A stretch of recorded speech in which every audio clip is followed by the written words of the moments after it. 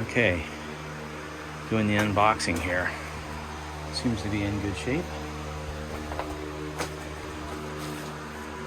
Getting it out of the cardboard. Of course, I broke my knife in doing so.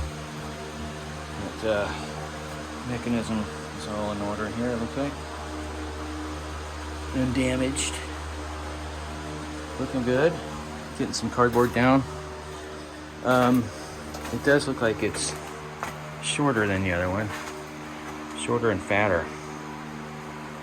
So hopefully it fits okay. And I'm getting the rest of this water out of here too. And I'll see what I can do with this cave-in situation. There's the latest and greatest.